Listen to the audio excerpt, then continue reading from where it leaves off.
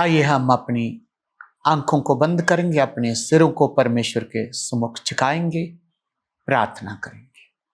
अनुग्रहकारी पिता, हम आपको धन्यवाद देते हैं, एक और मौका दिया आपके वचनों से हम सीख पाए।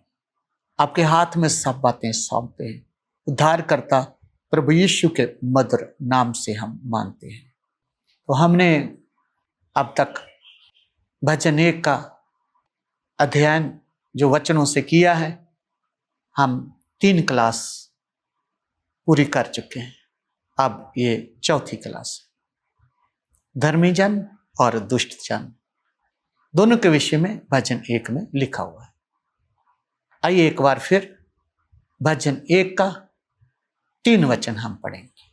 वह उस वृक्ष के समान है जो बहती नालियों के किनारे लगाया गया है और अपनी ऋतु में फलता है और जिसके पत्ते कभी मुरझाते नहीं, इसलिए जो कुछ वह पुरुष करे सफल होता है।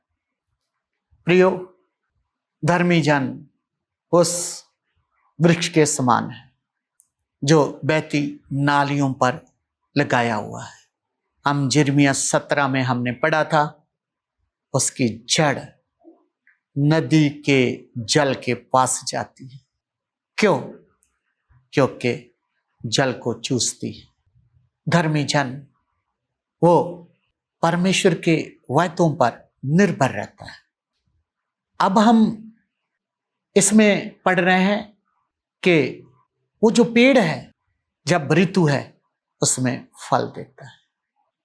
अब आप देखें, मुझे और आपको ट्रांसप्लांट किया गया है, एक जगह से हटाकर दूसरी जगह पर बहती नदी के किनारे जो परमेश्वर के घर को बताती है उसमें लगाया गया। मुझको ऐसी जगह पर नहीं लगाया, यहां पर सूखा है, बहती नदियों के किनारे पर लगाया गया है और ऐसी जगह पर लगाया गया है जहां पर जल बहुत है। इसके विषय में हम आत्मिक तौर पर अगर एक वचन को पढ़ेंगे तो वो इसमें बहुत ही सही है। वो है कुलुस्सियों की पत्री 1 अध्याय उसका 13 वचन। आइए पढ़कर देखते हैं। उसी ने हमें अंधकार के वश से छुड़ाकर अपने प्रिय पुत्र के राज्य में प्रवेश कराया। तो याद रखें, सर्वशक्तिमान परमेश्वर ने हमें अंधकार के वश से छुड़ा लिया और अपने प्रिय पुत्र प्रभु यीशु के राज्य में प्रवेश कराया। ऐसी जगह पर हमारा प्रवेश हुआ है। वो परमेश्वर का पुत्र है, उसके राज्य में है, हम परमेश्वर के राज्य में हैं। तो जब मुझे और आपको ऐसी जगह पर ट्रांसप्लांट कर दिया गया है, ऐसी जगह पर लगा दिया गया है, तो प्रियो, क्या मैंने आपने उस बहती नाली के किनारे उस पेड़ के समान यीशु की कलीसिया में कोई फल दिया है? क्या आपने फल दिया है? यीशु की कलीसिया में आप फल लेके आए हैं, या आप फल लाने की जगह कलीसिया में गंदगी ला रहे हैं, दूसरों को भी आप गंदा कर रहे हैं, विश्वासियों को? आप कौन सा फल दे रहे हैं? आपको बहती नदी के किनारे लगाया गया है, आपका जीवन कलीसिया में सही नमूने का नहीं है। आप शायद यीशु की कलीसिया में फल लाने की जगह गंदगी डाल रहे हैं, गंदगी ला रहे हैं। शायद आप यीशु की भेड़ों में वो गंदी भेड़ है जो पवित्र जल को पांव से रोंद रही है। शायद आप यीशु की कलीसिया में वो भेड़ है जो हरी हरी घास को जब उसमें चराया जाता है खाती नहीं है, उसको पांव से रोंदते हैं। मेरे प्रियो, भेड़ों का स्वामी जब प्रकट होगा आपका न्याय करेगा। आप कलीसिया में गंदगी फैलाने वाले हैं तो यीशु की कलीसिया में फल लाने वाले नहीं हैं। आपको अंधकार से के वश से छुड़ाकर आपको उसके प्रिय पुत्र के राज्य में प्रवेश करवाया है। मुझे भी करवाया है, अनजाने में हमसे गलतियां होती हैं, लेकिन ऐसा नहीं है कि हमारा काम ही पाप करना बन गया है। बस मुंह से हम प्रभु प्रभु कहते हैं, संडे को आराधना में जाते हैं, उधर खूब ताली बजाते हैं, लेकिन बाद में हम पाप करते हैं, बुराई करते हैं, गंदे काम करते हैं।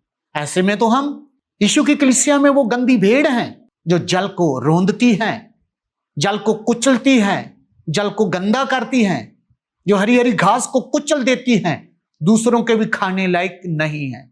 प्रियो, भेड़ों का स्वामी आपका न्याय करेगा। वो तो भेड़ भेड़ में क्या करेगा? न्याय करेगा। और वह तो उस पेड़ का भी न्याय करेगा जो फल रहता है। उसके हाथ में कुल्हाड़ा है, काट डालेगा, आग में डाल देगा। ऐसी आग में है जो बुझने की नहीं है।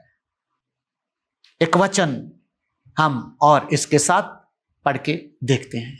यशाया उसका 1 अध्याय, उसके हम 2 वचन से 4 वचन तक पढ़ते हैं। हे स्वर्ग सुन और हे पृथ्वी कान लगा, क्योंकि यहोवा कहता है, मैंने बाल बच्चों का पालन पोषण किया और उनको बढ़ाया भी, परंतु उन्होंने मुझसे बलवा किया। बैल तो अपने मालिक को और गधा अपने स्वामी की चरनी को पहचानता है, परंतु इस्राएल मुझे नहीं जानता। मेरी प्रजा विचार नहीं करती। हाय, जय जाति पाप से कैसी भरी है और समाज धर्म से कैसा लदा हुआ है। इस वंश के लोग कैसे कुकर्मी हैं, ये बाल बच्चे कैसे बिगड़े हुए हैं। उन्होंने यहोवा को छोड़ दिया, उन्होंने इस्राएल के पवित्र को तुच्छ जाना है, वे पराये बनकर दूर हो गए हैं। तो प्रिय मेरे भाइयों, मेरी बहनों, नौजवानों, आप इस बात को समझिए। परमेश्वर कितना दुख में है, कैसा दुख में है। इसलिए हमें अपने पापों से फिरना चाहिए। बिगड़े हुए लोग परमेश्वर के लोग नहीं होने चाहिए। हम देखते हैं यह समाज कैसा बिगड़ा हुआ है, समाज के लोग कैसे बिगड़े हुए हैं। जब विश्वासी भी समाज की तरह हो जाते हैं, समाज की तरह बिगड़ जाते हैं, समाज के लोगों के जैसे बन जाते हैं, ऐसी अपेक्षा तो नहीं की जाती जैसे विश्वासी करते हैं। आपके विवाह शादी में जाएं तो पता चलता है आप कौन हैं, आपके घर में जाएं तो पता चलता है आप कौन हैं। प्रियो, हम संसार की तरह नहीं बिगड़ना। प्रियो, हमने संसार की तरह नहीं बनना। उसने हमें संसार से अलग किया है, इसलिए वो तो यह कहता है, उसमें से निकलो और लग रहो, किसी भी अशुद्ध वस्तु को मत छुओ, मैं तुम्हारा पिता ठहरूंगा, तुम मेरे बेटे बेटियां होंगे। यह वचन सर्वशक्तिमान परमेश्वर का है। अब हम जब समाज को देखते हैं, संसार को देखते हैं, तो उसके विषय में परमेश्वर का वचन हमसे क्या कहता है, उसके लिए हम पढ़ के देखते हैं। 2 तिमुथियुस 3 अध्याय, उसका 13 वचन। परंतु दुष्ट और बहकाने वाले धोखा देते हुए और धोखा खाते हुए बिगड़ते चले जाएंगे। तो क्या लिखा है? दुष्ट लोग जो है लोगों को क्या देते हैं? धोखा देते हैं, लोगों को धोखा देते हैं।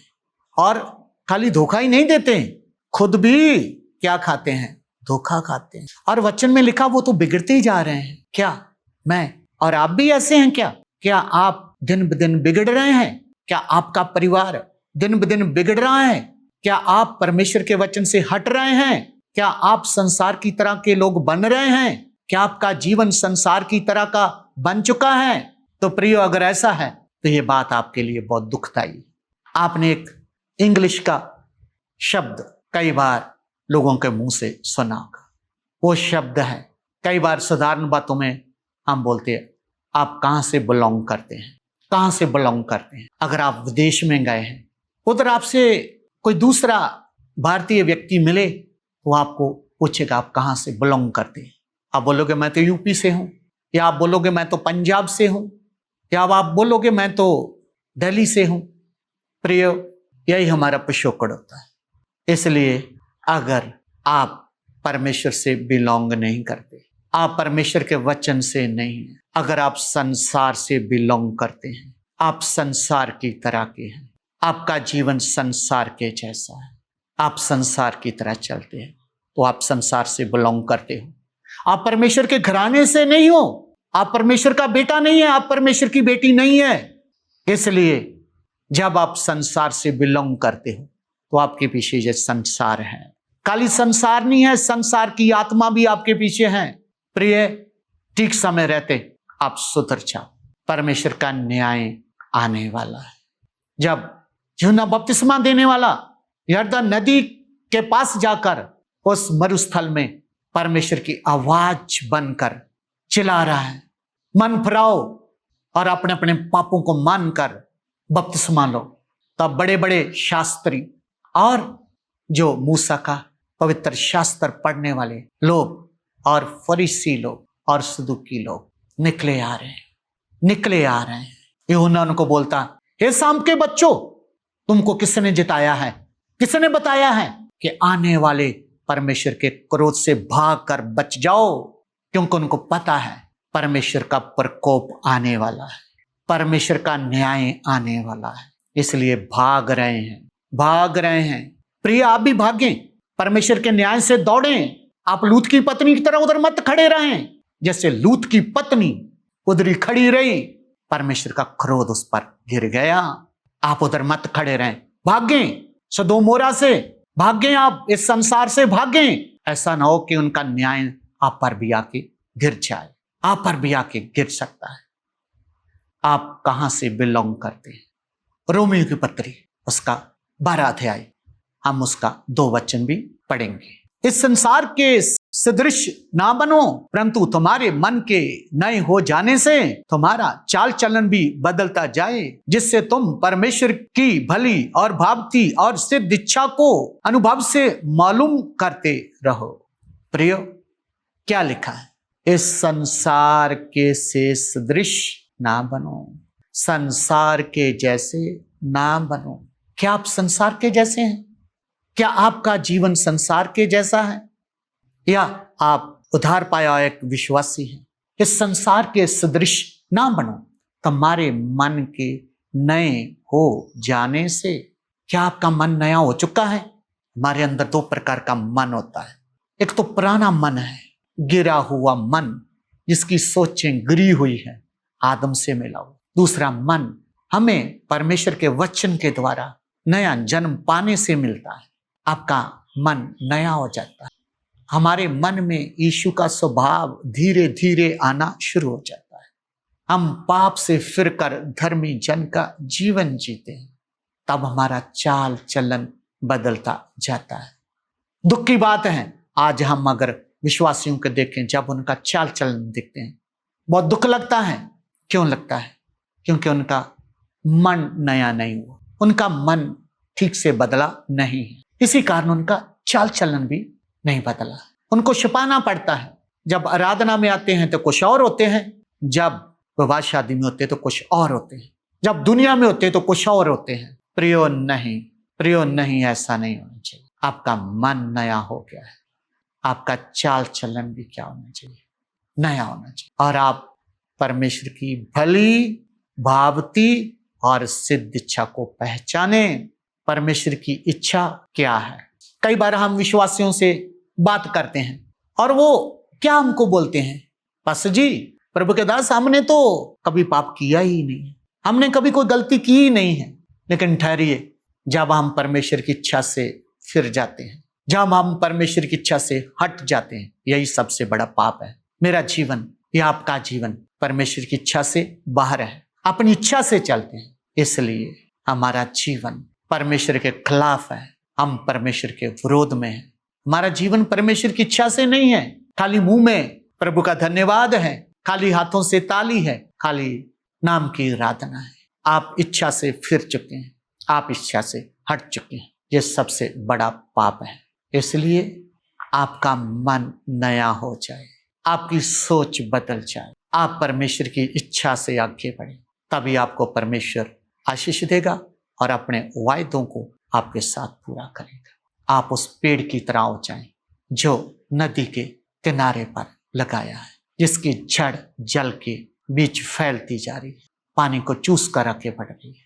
आइए इन वचनों के साथ प्रभु आपको आशीष दे। आंखों को बंद कर हम प्रार्थना करें। अनुग्रहकारी पिता, फिर से एक बार आपके वचनों से हमने मनन किया है, आपके वचनों से आपने बहुत सी बातें की है। आपको धन्यवाद देते हैं। सब बातों में आप ही का नाम महिमा पाए। उद्धारकर्ता प्रभु यीशु के मधुर नाम से हम मांगते हैं, आमीन। प्रभु आप सबको आशीष दे। जय मसीह की।